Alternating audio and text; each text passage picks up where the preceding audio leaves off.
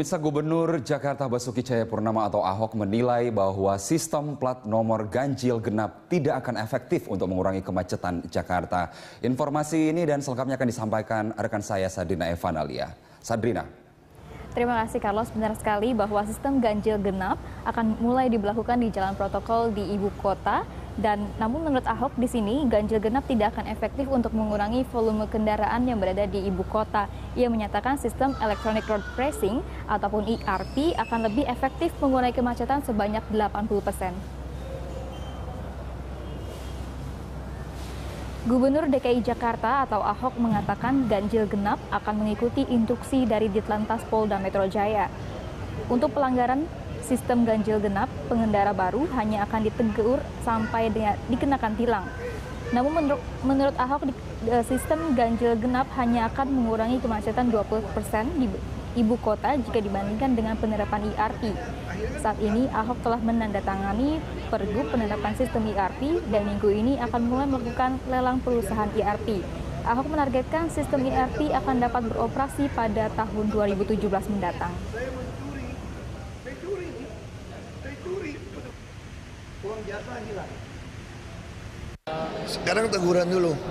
Saya kira dengan ganjil genap gitu ya, paling pengalaman dunia itu hanya bisa ngurangin 20%. Ya walaupun ganjil genap ada 50%, prakteknya itu nggak bisa pas 50% berkurang volumenya. Paling dia 20. Saya kira ya, nah kita nggak tahu nanti udah dicoba. Tergantung orang beli mobilnya berapa. Kalau malsuin kan dia juga takut pidana. Paling cocok tuh ERP kita bisa tekan sampai 80% pun bisa. Pemirsa, Anda menyaksikan News Update Berita 1, saya Carlos Michael. Gubernur DKI Jakarta Basuki Cahayapurnama akan menempuh jalur hukum untuk menjerat oknum yang bermain dalam kasus makam fiktif. Menurut Ahok, makam fiktif dibuat untuk mengambil keuntungan pribadi. Ahok meminta pihaknya untuk terus menelusuri adanya makam fiktif dan oknum pegawai negeri sipil memasang nisan makam palsu agar dapat ditawarkan kepada orang lain yang menyogok untuk mendapatkan tempat makam.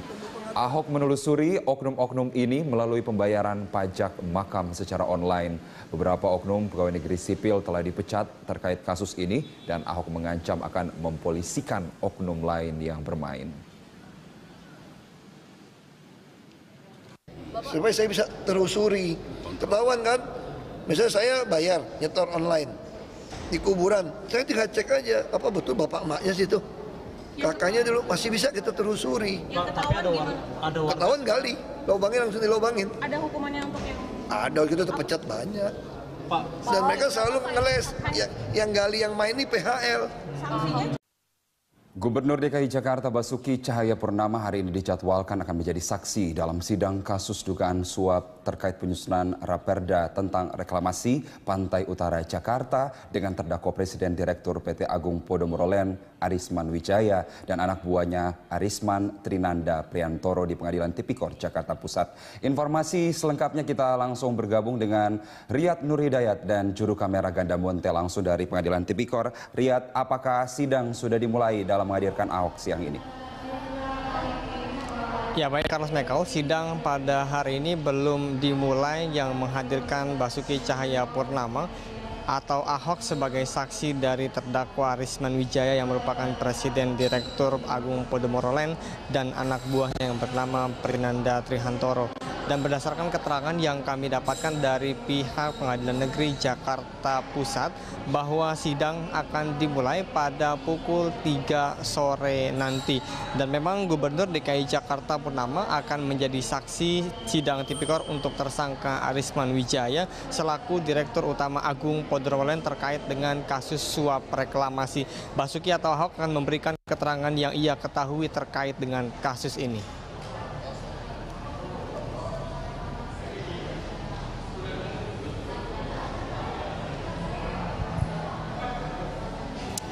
Ahok akan bersaksi di Tipikor pada pukul 3 sore nanti berdasarkan permintaan dari Jaksa Penuntut Umum KPK. Menurut Ahok tidak ada persiapan khusus, ia hanya akan menyampaikan apa yang ia ketahui soal Raperda, reklamasi dan nilai kontribusi. Namun untuk kasus suap antara anggota DPRD dengan pengembang, Ahok menyatakan tidak mengetahuinya. Menurut Ahok, pembahasan Raperda sudah selesai, hanya tinggal disahkan di rapat paripurna mengenai Raperda reklamasi, pesisir, dan Raperda nilai kontribusi pengembang. Ahok menuturkan nilai kontribusi 15% dalam kasus ini sudah ada dasar perjanjian dengan para pengembang untuk dibuat infrastruktur dan pembenahan Jakarta.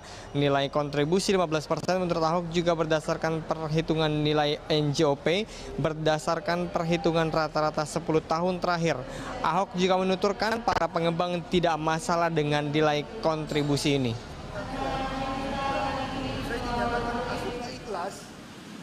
Ya kalau saya bisa kalau pusing amat lah. Jam 3 ya diminta dari jaksa penuntut KPK. Kalau jadi saksi ya nggak pernah ada persiapan, ya jangan sakit aja kamu. Mungkin tadi siapin, kita cuma menyampaikan apa yang kita tahu, kita dengar, itu aja. Seperti apa Pak yang diketahui Pak? Iya, apa aja yang kita tahu kan. Dana perda yang dulu itu apa aja Pak? Sebabnya kalau Pak? Nggak tahu, pokoknya anggota nggak cukup aja. Soal suap ada nggak? Nggak tahu, saya nggak tahu. Tapi kalau soal raperda itu memang sudah ditutup kan ya Pak? Yang sudah diselesaikan gitu atau memang tidak dilanjutin lagi raperda yang reklamasi? Ya, saya nggak tahu. Kalau mereka nggak mau bahas kan nggak bisa. Bahasnya nggak ada eksekutif, legislatif. Tapi yang jelas sebenarnya semua materi yang dibahas kan sudah selesai dibahas. Tinggal paripurna kok. Tinggal ketok palu. Kembali di News on the Spot, pemirsa. Pemerintah Provinsi DKI Jakarta terus menertibkan sejumlah makam yang diduga fiktif di sejumlah tempat pemakaman umum yang ada di DKI Jakarta. Dan untuk mengetahui informasi selengkapnya kita langsung bergabung dengan Pramadika Samudra dan juru kamera Riki Rusdiana langsung dari TPU Karet Pasar Baru Barat, Jakarta Pusat. Prama, di tempat Anda sekarang, apakah sudah ditemukan ada berapa makam yang fiktif? Ya, baik Carlos dan juga pemirsa, saat ini di tempat pemakaman umum Karet Pasar Baru Barat telah ditemukan 3 makam fiktif. Dan ketiganya hari ini telah dibongkar oleh Pemprov DKI Jakarta melalui Dinas Pertamanan dan Pemakaman DKI Jakarta. Dan dari 3 makam tersebut mengatasnamakan atas nama bayi tanpa ada keterangan kapan kelahiran dan juga kapan keterangan kematian. Dan tadi yang hadir dalam pembongkaran diantaranya adalah Kepala Dinas Pertamanan dan Pemakaman DKI Jafar Mukhlisin, Kepala Suku Dinas Pertamanan dan Pemakaman Jakarta Pusat Munjirin, Kepala Seksi Pemakaman DKI Agustinus Asa, dan Kepala TPU Karet Pasar Baru Barat Sandra. Dan saat ini berarti di Jakarta Pusat sendiri telah ditemukan ada 10 makam fiktif. 1 telah dibongkar di TPU Karet Bifak, 3 telah dibongkar juga di TPU Karet Pasar Baru Barat, dan 6 lagi akan dibongkar pada siang hari ini juga yang berada di TPU Kawi-Kawi Jakarta Pusat. Dan memang rencananya nanti Pemprov DKI Jakarta melalui Kepala Dinas Pertamanan dan Pemakaman DKI akan melakukan sidak ke makam ataupun ke TPU-TPU untuk mencari tahu apakah masih ada makam fiktif atau tidak, dan jika ditemukan maka akan langsung dibongkar pada saat itu juga. Carlos? Ya, Pram, kita tahu bahwa Pemprov terus berupaya untuk membongkar makam fiktif. Lalu bagaimana cara kemudian petugas dari pemerintah provinsi membedakan makam yang fiktif seperti apa, sementara yang benar-benar ada isinya itu seperti apa? Bagaimana kita membedakannya? Ya, jika kita melihat secara fisik, maka perbedaan mendasar adalah pada nama. Dan pada hari ini memang ditemukan ada 3 nama bayi tanpa ada keterangan kapan kelahiran dan juga kapan kematian. Seperti yang ditemukan beberapa hari yang lalu di Karet Bifak, meski menggunakan nama seseorang, namun tidak ada keterangan kapan kelahiran, tahun kelahiran, tanggal kelahiran, dan juga kapan tahun ataupun tanggal kematian. Dan selain itu dari sisi registrasi juga dapat diketahui dari melihat adanya nomor pendaftaran dan juga kapan terakhir kali ini dilakukan pembayaran bulanan ataupun iuran yang dilakukan oleh keluarga seperti untuk melakukan kebersihan dan juga penjagaan di pemakaman ini, apakah sudah ada selama sebulan rutin atau tidak. Dan jika tidak, maka dapat diketahui ini merupakan adalah makam fiktif.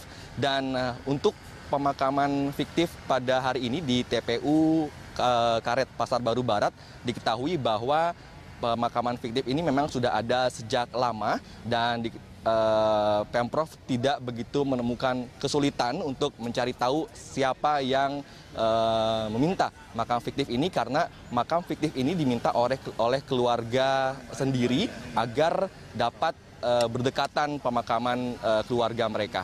Carlos. Iya, kedepannya akan seperti apa, Pram? Pemerintah Provinsi DKI Jakarta harus melakukan upaya agar supaya tidak ada lagi makam fiktif seperti ini.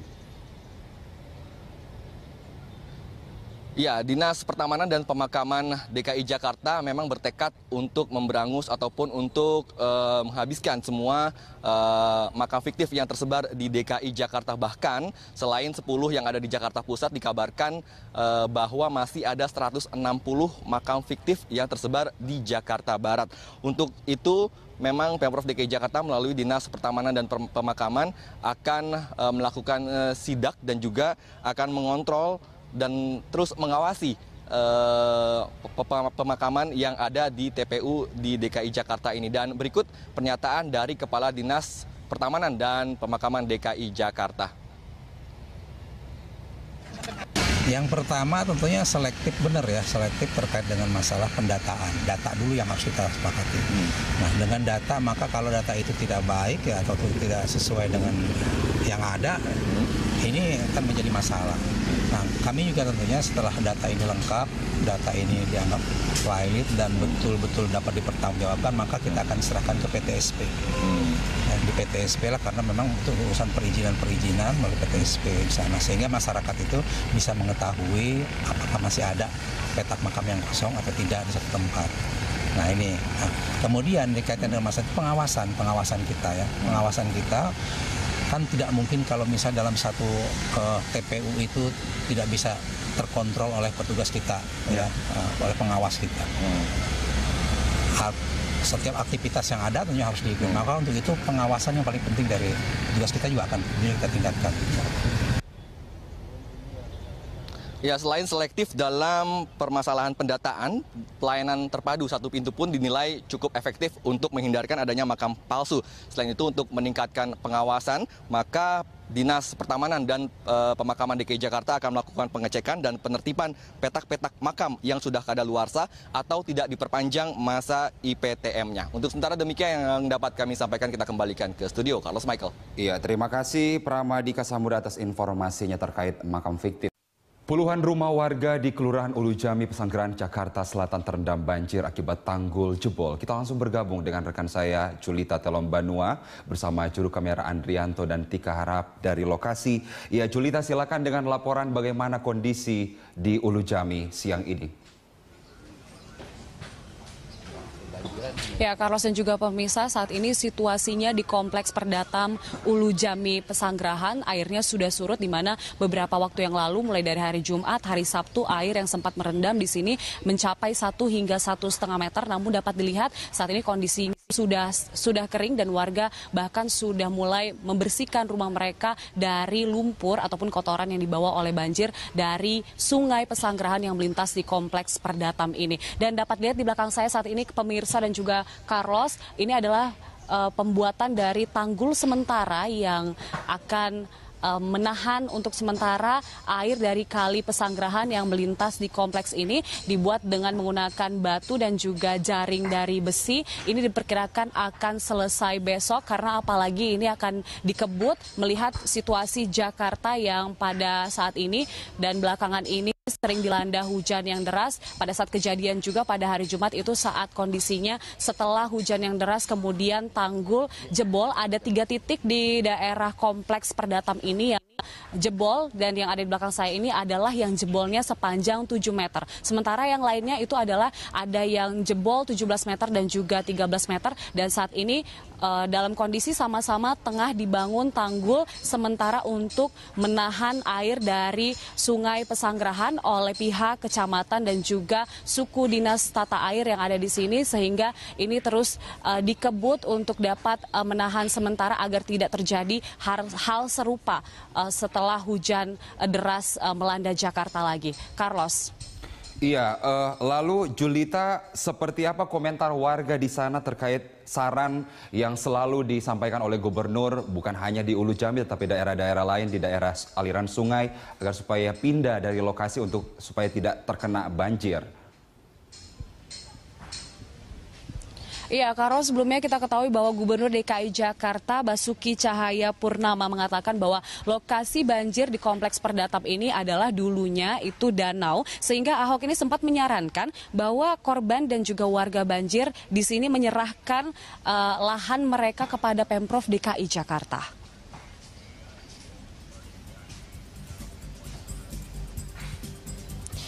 Lahan perumahan di Perdatap Ulu Jami Jakarta Selatan awalnya merupakan danau. Namun seiring berjalannya waktu lahan itu ditempati penduduk dengan bersertifikat. Ahok mengaku tak tahu persis jumlah rumah yang tenggelam, namun informasi yang ia dapat jumlah korban banjir di Perdatap tidak terlalu banyak. Ahok kemudian menyarankan agar korban banjir menjual lahan mereka ke Pemprov DKI Jakarta karena biaya memasang pompa untuk menyedot air banjir tidak sebanding dengan jumlah rumah yang terendam. Secara umum Ahok menilai genangan di Jakarta sudah berkurang. Namun Ahok juga mengakui belum semua sungai di Jakarta dinormalisasi.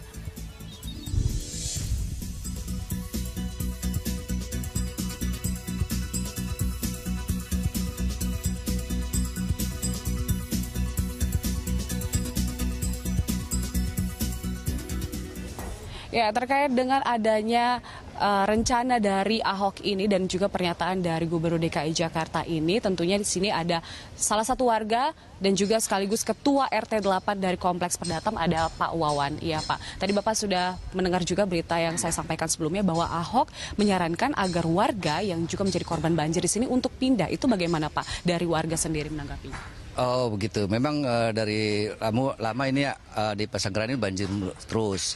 Tapi yang kita harapin adalah normalisasi kali. Normalisasi kali ini sebagian warga sudah dibebaskan, tapi pelaksanaannya tertunda. Saya juga tidak mengerti dari mana dasarnya. Memang warga Ulu Jami Pesanggerahan mengharapkan adalah normalisasi kali dan warga sudah setuju dan sangat mendukung normalisasi kali itu. Saya kembalikan lagi kepada Pemda DKI untuk keselanjutannya. Oke. Ini sempat banjir 1 hingga 1,5 meter dan membuat warga cukup kelabakan ya karena ini ada 3 RT yang terkena ya Pak. Lalu kemudian Ahok menyarankan agar menjual begitu. Itu menanggapinya seperti apa Pak? Kalau soal menjual itu kembali lagi kepada pemilik masing-masing. Tapi memang di sekitar Minikanti pernah ditawarkan oleh dari Pemda DKI untuk menjual lahannya. Tapi mungkin karena harganya tidak sesuai, kayak tidak masuk, saya juga kurang paham itu. Tapi kalau di sini adalah warga satu adalah normalisasi kali berjalan dilaksanakan. Karena sampai sekarang ini masih terputus kayak gitu. Dan pembebasan sebagai pembebas warga sudah menyerahkan dan sudah dibayar kayak gitu. Nah, yang terakhir di sini banjir karena tanggul jebol di 3 titik itu adalah hari Jumat. Nah, sebelumnya itu pernah banjir juga nggak? Sering banjir nggak daerah sini, Pak? Memang di sini pernah sering dan banjir, tapi tidak seperti ini. Karena ini tanggul jebol ini yang kita khawatirkan. Nah, kalau mau banjir itu banjir normal saja. Dan kita juga sempat berkemas. Tapi kalau kemarin Jumat itu kita tidak sempat berkemas-kemas sehingga semua barang-barang tidak bisa terselamatkan, beberapa mobil juga. Tapi alhamdulillah tidak ada korban. Baik, terima kasih Pak Wawan.